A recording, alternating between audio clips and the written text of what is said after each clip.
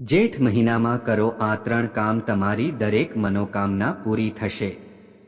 એવી ધાર્મિક માન્યતા છે કે જેઠ મહિનામાં સંકટમોચન હનુમાનજી ભગવાન શ્રી રામને મળ્યા હતા।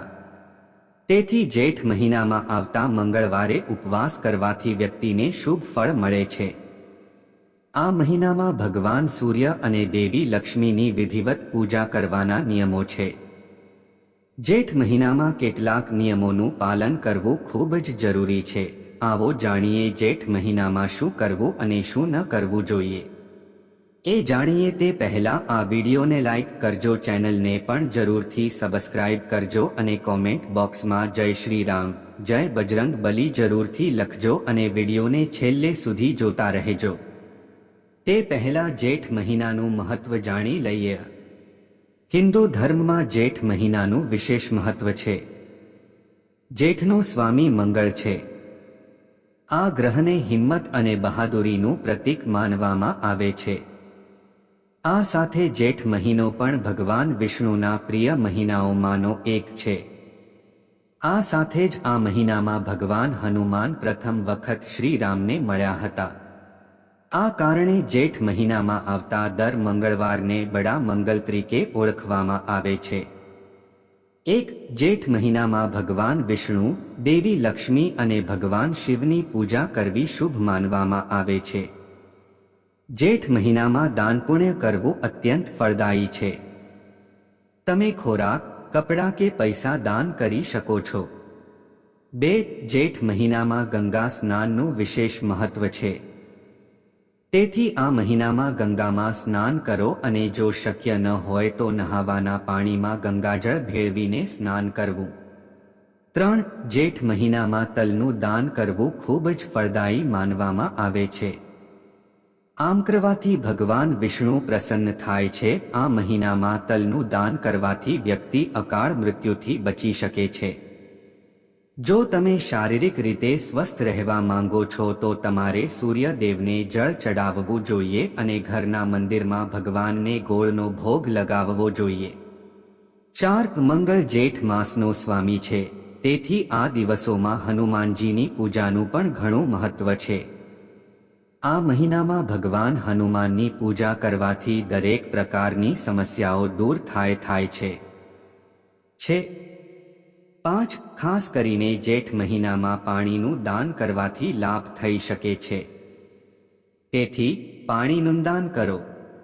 આ મહિનામાં મંત્રોના જાપ કરવાથી મન શાંત થાય છે, તેમજ વ્યક્તિને શુભ ફળ પણ મળી શકે છે। જેઠ મહિનામાં જરૂરિયાતમંદોને દાન કરવું જોઈએ। તેનાથી વ્યક્તિ જીવનમાં હંમેશા શુભ ફળ મેળવી શકે છે। જેઠ મહિનામાં આવતા વ્રત અને તહેવારોના હિસાબે પાણી, વૃક્ષો અને છોડની પણ પૂજા કરવી જોઈએ। ઘરની આસપાસના વૃક્ષો અને છોડને પાણી આપવાનું ધ્યાન રાખો।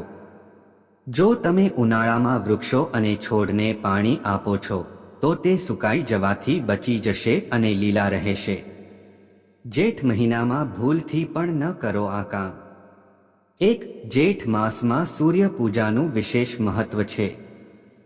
આ મહિનામાં મોડે સુધી સૂવાનું ટાળવું જોઈએ। સૂર્યોદય પહેલા જાગવાનો પ્રયાસ કરો। વહેલા ઉઠો, સ્નાન કરો અને ઉગતા સૂર્યને પ્રાર્થના કરો। જેઠ મહિનામાં દિવસ દરમિયાન પણ ઊંઘ ન લેવી જોઈએ।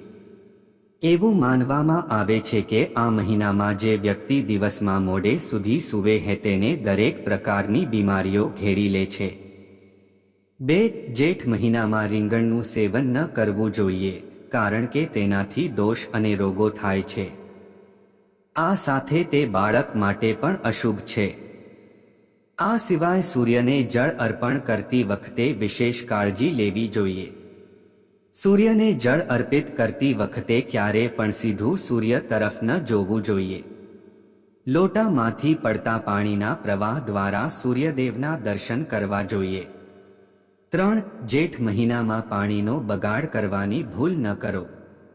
આ મહિનામાં પાણીનો બગાડ કરવાથી વરુણ દોષ થાય છે, તેથી પાણીનો બગાડ ટાળવો જોઈએ।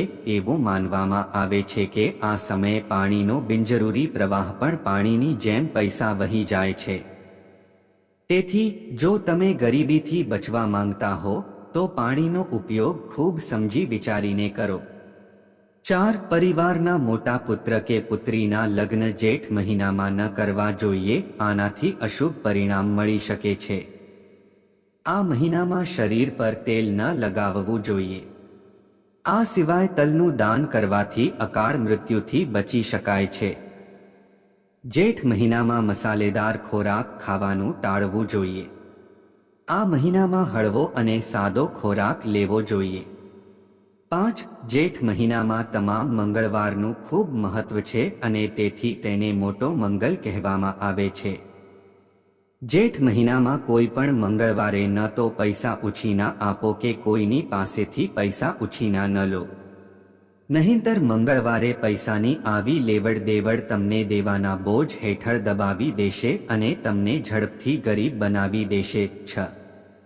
જેઠ મહિનામાં તરસ્યા વ્યક્તિને પાણી પીવડાવ્યા વિના ક્યારે મોકલવા જોઈએ નહીં. આવી સ્થિતિમાં જો તમારા ઘરે કોઈ મહેમાન આવે છે તો તેને ચોક્કસપણે પીવા માટે પાણી આપો.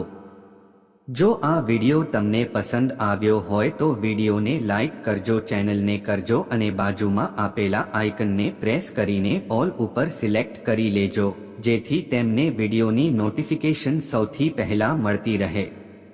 અને કોમેન્ટ બોક્સમાં જય માં લક્ષ્મી જરૂરથી લખજો. વિડિયોને છેલ્લે સુધી જોવા બદલ આપનો ખૂબ ખૂબ આભાર.